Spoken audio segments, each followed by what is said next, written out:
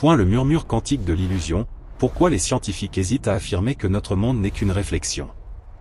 L'air vibrait d'une tension intellectuelle, palpable dans les amphithéâtres feutrés des institutions séculaires, là où les équations les plus audacieuses venaient mourir ou naître sur des tableaux noirs immaculés, ou plus récemment, sur les écrans cristallins des supercalculateurs.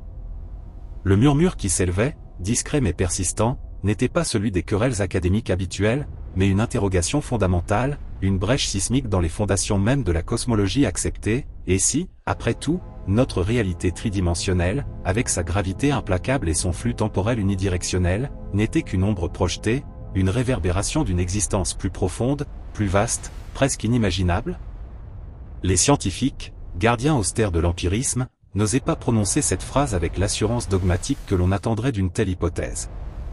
Pourquoi cette réticence, ce pas de côté prudent face à l'idée séduisante que notre univers pourrait n'être, en substance, qu'une réflexion, une image spéculaire d'une autre dimension, un hologramme cosmique?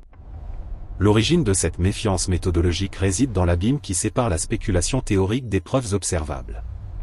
Prenons l'analogie classique, celle qui hante les esprits depuis Platon et sa caverne, mais revisitée à travers le prisme froid et implacable de la physique moderne. Aujourd'hui, l'idée de la réalité comme simulation ou projection n'est plus cantonnée à la science-fiction, elle est une conséquence mathématique, parfois inévitable, découlant des théories les plus abouties décrivant les limites de notre connaissance. Le premier pilier de cette incertitude réside dans la théorie des cordes et ses multiples extensions, notamment la théorie M. Dans ce cadre tentaculaire, notre univers quadridimensionnel 3 d'espace et 1 de temps est souvent envisagé comme étant confiné à une brane, un hypermembrane flottant dans un espace de dimension supérieure, le fameux bulk. Si nous sommes sur une brane, qu'est-ce qui constitue la réflexion?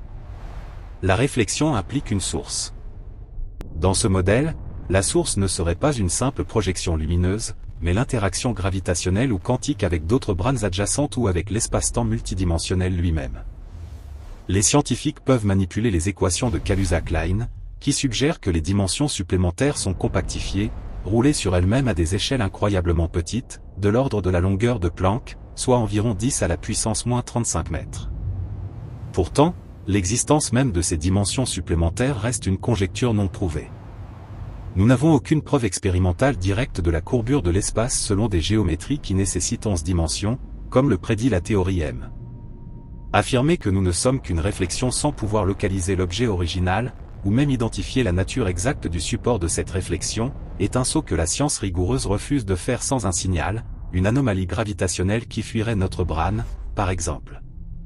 Un deuxième angle d'attaque, peut-être plus troublant, vient du principe holographique, formalisé notamment par Gérard Théoft et Léonard Susskind, et intimement lié au trou noir. Le principe holographique postule que la description complète d'un volume d'espace peut être encodée sur une frontière de dimension inférieure, une sorte de surface bidimensionnelle. Le calcul de l'entropie des trous noirs, mené par Stephen Hawking et Jacob Bekenstein, a révélé une chose stupéfiante: l'entropie, qui mesure le désordre ou l'information contenue, n'est pas proportionnelle au volume du trou noir, mais à la surface de son horizon des événements. L'aire de cet horizon, mesurée en unités de surface de Planck, représente la quantité maximale d'informations qu'une région donnée peut contenir. Cela suggère que l'information tridimensionnelle de l'espace à l'intérieur de l'horizon est entièrement codée sur sa surface bidimensionnelle. Si cela est vrai pour les trous noirs, un objet régi par la relativité générale, certains physiciens spéculent que cela pourrait s'appliquer à l'univers entier. Notre réalité tridimensionnelle pourrait être la reconstruction d'une information encodée sur une surface lointaine et finie, une immense sphère enveloppant notre cosmos observable. Le problème ici est la nature exacte de cette réflexion. Si notre monde est holographique, il n'est pas une illusion au sens trivial, il est une projection mathématiquement exacte.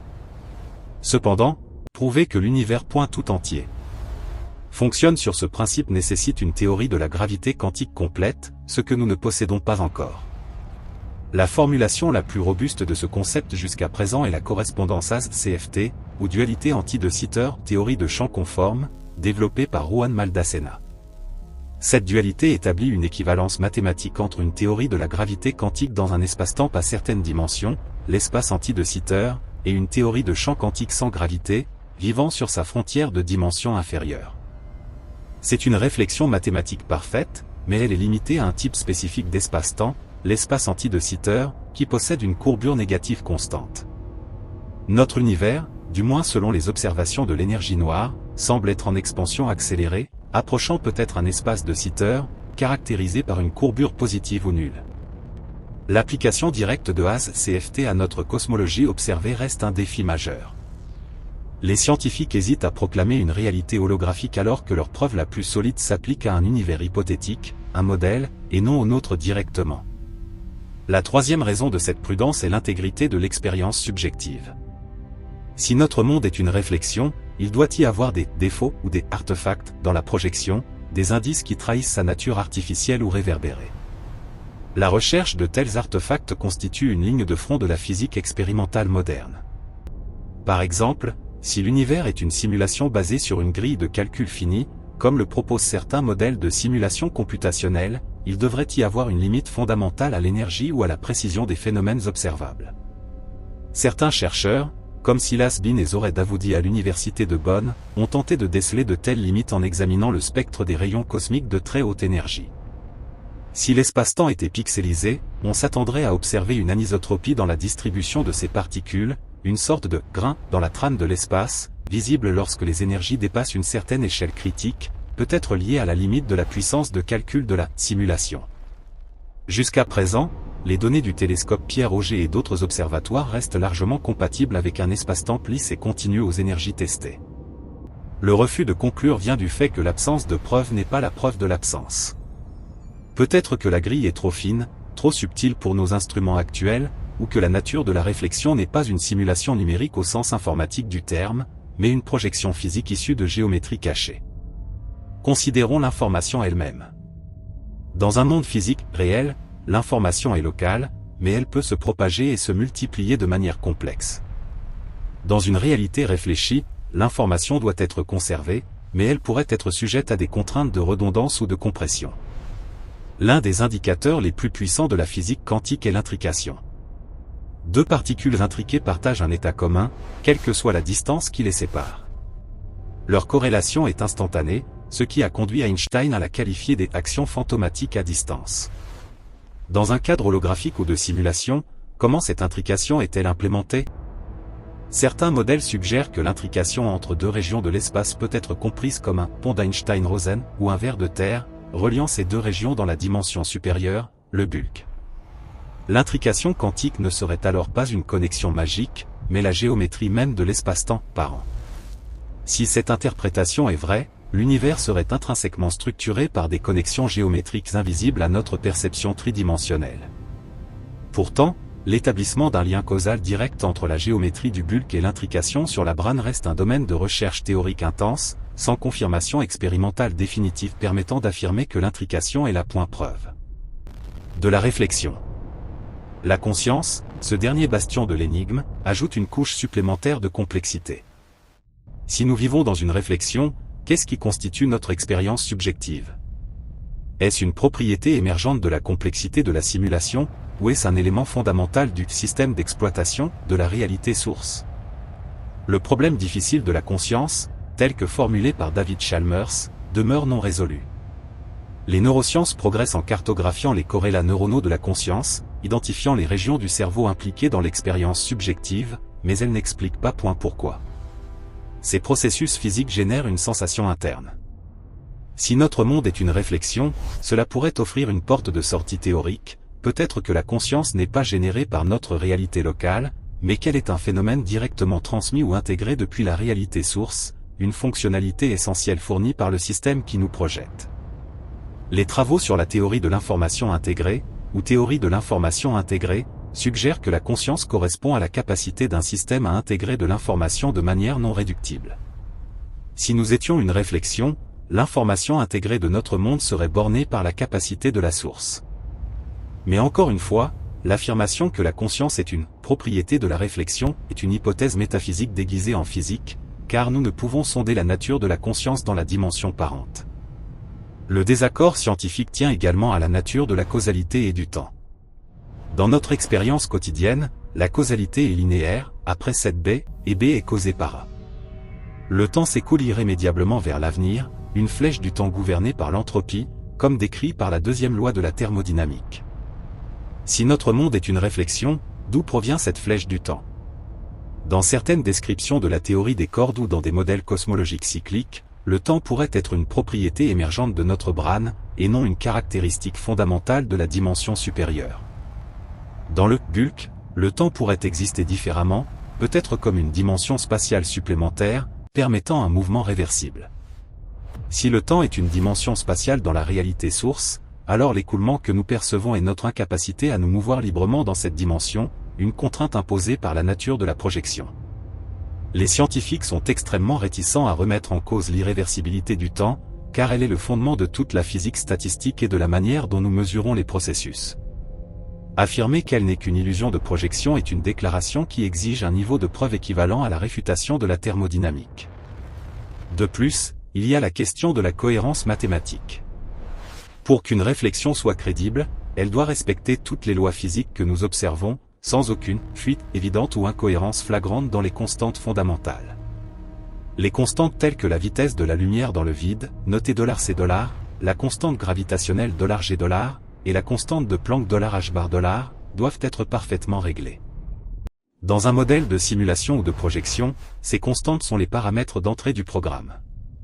Si nous vivons dans un univers réfléchi, ces valeurs sont fixées par la physique de la source.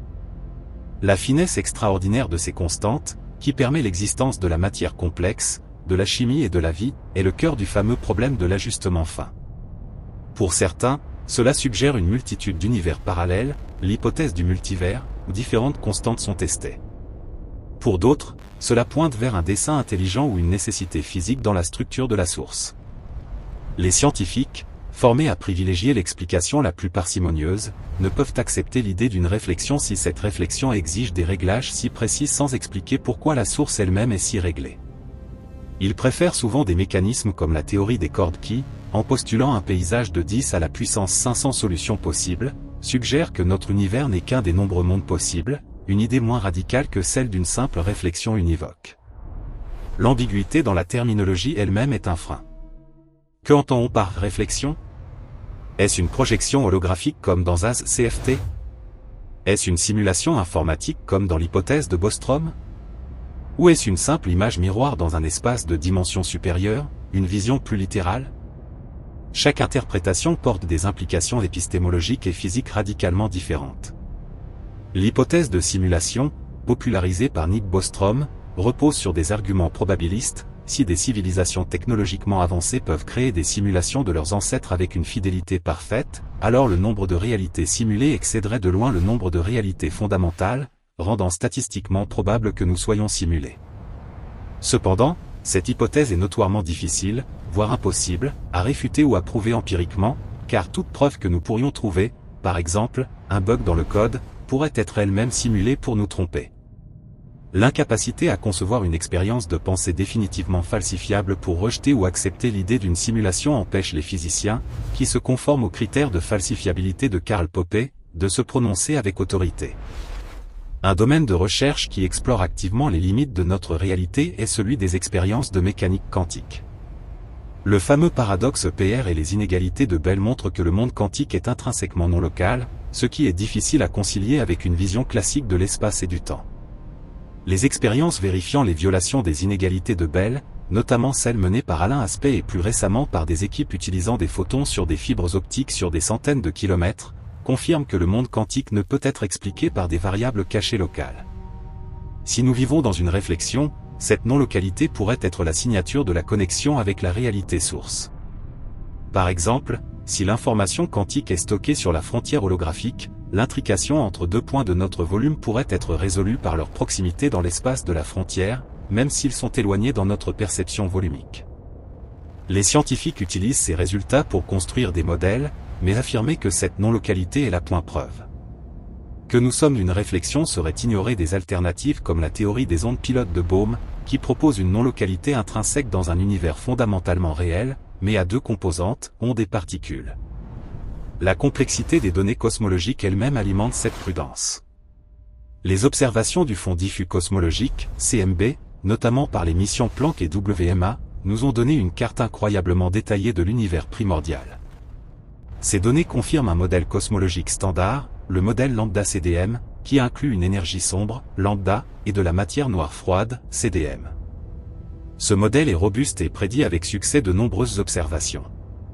Proposer que cet univers, parfaitement décrit par des paramètres finement ajustés comme le taux d'expansion actuel, la densité d'énergie sombre, et la distribution des fluctuations primordiales, n'est qu'une réflexion, c'est postuler un mécanisme de projection qui doit reproduire point exactement toutes ces observations, sans introduire d'artefacts détectables. Si la réflexion était imparfaite, nous verrions des déviations dans les spectres de puissance du CMB ou des anomalies dans la distribution de la matière à grande échelle. Tant que le modèle lambda CDM reste la meilleure description, l'hypothèse de la réflexion demeure une explication moins économique, principe d'Occam, que l'explication d'un univers fondamental ayant les propriétés que nous mesurons. Prenons l'exemple récent de la détection des ondes gravitationnelles par l'observatoire LIGO et Virgo. La détection directe des ondulations de l'espace-temps, prédite par la relativité générale d'Einstein, a ouvert une nouvelle fenêtre sur l'univers. Ces ondes proviennent de la fusion de trous noirs ou d'étoiles à neutrons. Si notre monde était une simulation, la création de ces événements gravitationnels massifs devrait nécessiter une puissance de calcul immense pour simuler la déformation complexe de l'espace-temps sur ces échelles. La précision avec laquelle les formes d'ondes observées correspondent aux prédictions des équations d'Einstein dans un espace-temps à 4 dimensions est stupéfiante. Les scientifiques sont confrontés à un dilemme, soit la simulation est si sophistiquée qu'elle reproduit parfaitement les lois fondamentales de la gravitation, soit ces lois sont fondamentales. Les physiciens préfèrent reconnaître la validité empirique des lois observées dans leur propre cadre, plutôt que d'attribuer leur succès à la perfection d'un programme externe. En outre, la recherche de la solution ultime, la théorie du tout, TO, tente d'unifier la relativité générale et la mécanique quantique. Si la théorie M ou la gravité quantique à boucle, Loop Quantum Gravity, réussissent à fournir cette unification, elles décriront la nature ultime de l'espace-temps. Si la structure ultime se révèle être intrinsèquement multidimensionnelle ou basée sur des boucles fondamentales, alors notre réalité n'est pas une simple réflexion, mais une projection ou une émergence naturelle de cette structure fondamentale. La différence est subtile mais cruciale, une réflexion implique une distinction nette entre la source et l'image, alors qu'une émergence signifie que notre réalité est une manifestation naturelle, bien que incomplète, de la réalité la plus profonde. Les scientifiques attendent de savoir si l'unification révèle une source externe ou une structure interne plus complexe. Un autre facteur dissuasif est la question de l'information elle-même. Dans les modèles de simulation, on s'attendrait à ce que l'information quantique soit conservée, ce qui est le cas dans la mécanique quantique standard, unitariété. Cependant, le paradoxe de l'information du trou noir suggérait initialement que l'information pouvait être détruite en tombant dans un trou noir, violant l'unitariété. La résolution proposée par Hawking et d'autres, qui suggère que l'information est réémise via le rayonnement Hawking de manière codée, renforce l'idée que l'information est conservée, même si elle est extrêmement difficile à récupérer. Si notre monde était une réflexion, on pourrait s'attendre à des pertes d'informations irréversibles dues à la projection ou à l'encodage. L'absence de violation flagrante de l'unitariété sur des échelles cosmologiques maintient l'hypothèse d'un monde intrinsèquement cohérent. Considérons enfin les implications métaphysiques et philosophiques que l'affirmation d'une réflexion implique pour la communauté scientifique. Une déclaration aussi radicale nécessite un consensus écrasant, car elle mine l'objectivité de l'entreprise scientifique elle-même. Si notre monde est une réflexion, alors la quête pour découvrir les lois fondamentales de la nature pourrait être vaine, nous ne découvririons que les lois de la projection, les contraintes du système d'affichage. La démarche scientifique, basée sur l'observation répétable et la prédiction testable dans notre cadre d'expérience, perdrait sa portée ultime. Les scientifiques sont formés pour chercher le niveau le plus profond de la réalité accessible par l'expérimentation. Proclamer que nous sommes une réflexion revient à dire, nous avons atteint la limite de ce que nous pouvons connaître, car la réalité que nous étudions est une sous-couche. Cette conclusion est intellectuellement insatisfaisante pour la plupart des chercheurs, qui préfèrent croire que les lois que nous découvrons sont, au moins pour l'instant, les lois du tissu fondamental de l'existence. Le chemin vers une éventuelle confirmation d'une nature réfléchie de notre monde passerait par des expériences transcendantales.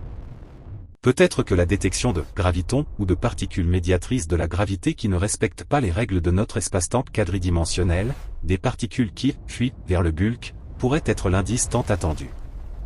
Ou encore, si nous parvenions à créer une micro-singularité en laboratoire et à observer une émission d'informations qui ne peut être expliquée que par une interaction avec une dimension cachée, l'énigme commencerait à se résoudre. Mais tant que ces preuves font défaut, le scientifique demeure dans la posture de l'observateur prudent. Il manipule les outils de la théorie des cordes, de la gravité quantique, de la cosmologie informationnelle.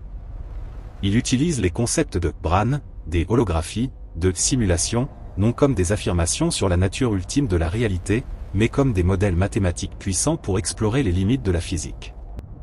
Affirmer que le monde est une réflexion, c'est passer du modèle à la métaphysique, un pas que la science, par sa nature même, ne peut franchir sans une pierre angulaire d'évidence empirique irréfutable.